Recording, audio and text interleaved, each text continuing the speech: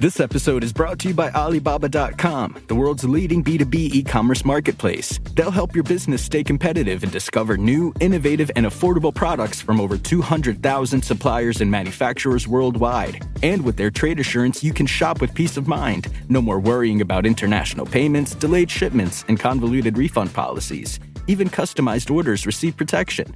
The world of business is waiting for you. Visit Alibaba.com. This episode is brought to you by Huel. Between hitting work deadlines and exercising, eating healthy food feels difficult. Thankfully, Huel Black Edition has your back. Each 400-calorie meal contains a scientifically calibrated mix of 40 grams of premium plant protein, carbs, fats, fiber, and 27 essential vitamins and minerals. It comes in 9 flavors and costs $2.50 per meal. All you have to do is shake. To get a free t-shirt and shaker and free delivery, go to Huel.com/US. This is Optimal Finance Daily, episode 2337, How to Set Up Money-Saving Solutions to Manage Your Debt by John Scura with MoneyMiniBlog.com. And I'm your host and personal finance enthusiast, Diana Merriam.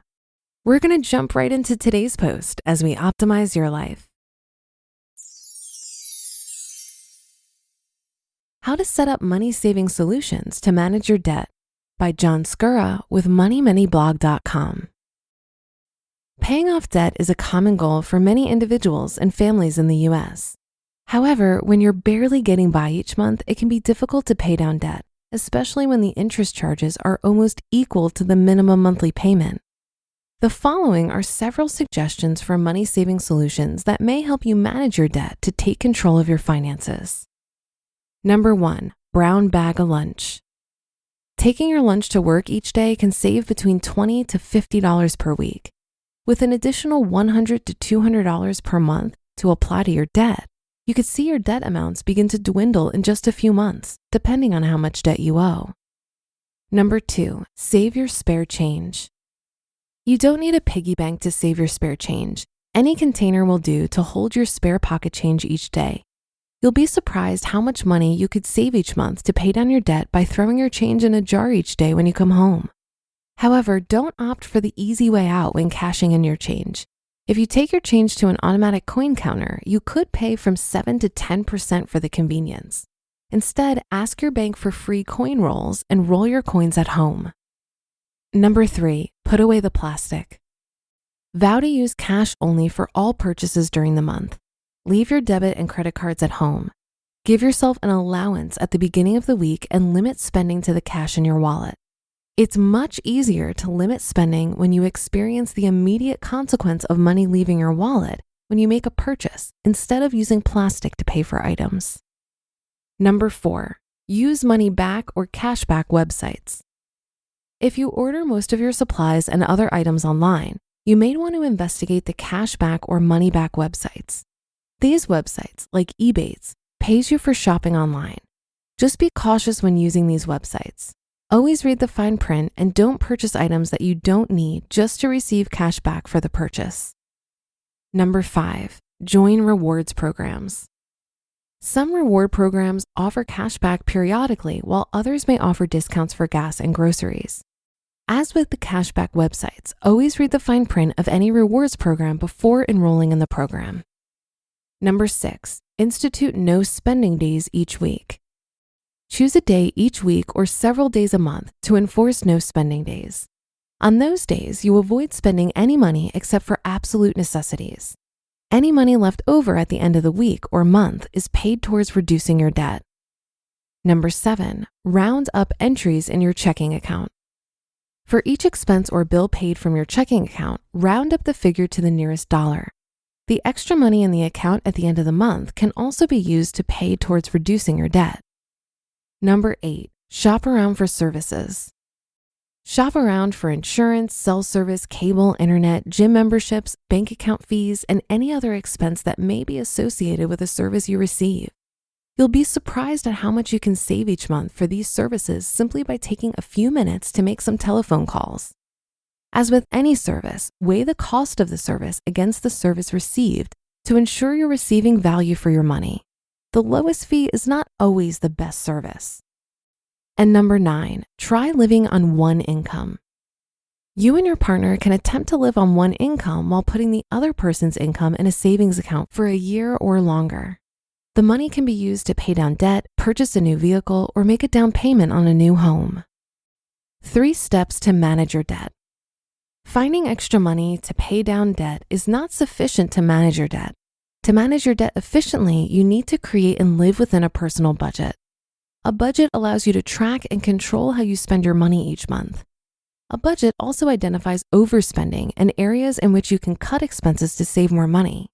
By saving more money each month, you can pay off debt even faster. However, don't forget to add an item to your budget for emergency savings and regular savings. You need an emergency savings account to cover unexpected expenses in the future. An emergency savings account can help you avoid incurring additional debt for an unexpected expense, such as a doctor's bill or a car repair. Saving money and reducing expenses is only one part of the plan. Now you need a strategy to reduce debt. There are several methods for paying off debt. The avalanche method requires you to focus on the debt with the highest interest rate. You pay as much extra money towards that account until it's paid in full. You then focus on the account with the second highest interest rate. The snowball method focuses on paying off the account with the smallest balance and working your way up until the largest account balance is paid in full. Regardless of the method you choose to manage your debt, the key is to be consistent and remain focused until the debt is paid in full. You just listened to the post titled, How to Set Up Money Saving Solutions to Manage Your Debt by John Scura with MoneyMiniBlog.com. This episode is brought to you by Alibaba.com, the world's leading B2B e-commerce marketplace. They'll help your business stay competitive and discover new, innovative, and affordable products from over 200,000 suppliers and manufacturers worldwide. And with their trade assurance, you can shop with peace of mind. No more worrying about international payments, delayed shipments, and convoluted refund policies. Even customized orders receive protection. The world of business is waiting for you. Visit Alibaba.com. This episode is brought to you by Huel. Between hitting work deadlines and exercising, eating healthy food feels difficult. Thankfully, Huel Black Edition has your back. Each 400-calorie meal contains a scientifically calibrated mix of 40 grams of premium plant protein, carbs, fats, fiber, and 27 essential vitamins and minerals. It comes in 9 flavors and costs $2.50 per meal. All you have to do is shake. To get a free t-shirt and shaker and free delivery, go to Huel.com/US. For me, paying off debt was my first taste of financial freedom and financial empowerment. It was intoxicating. If you're just getting started or are in the process of digging out of debt, I know it can feel like a slog, but I promise you that it gets easier over time. You will build frugal muscles and awareness around your finances that will propel you towards other, even more exciting financial goals. For me, the first step to getting out of debt was running a credit report on myself so that I could look at all of my debt collectively. Then I used a debt reduction calculator, there are a ton of free ones online, to strategize around how to pay it off fast.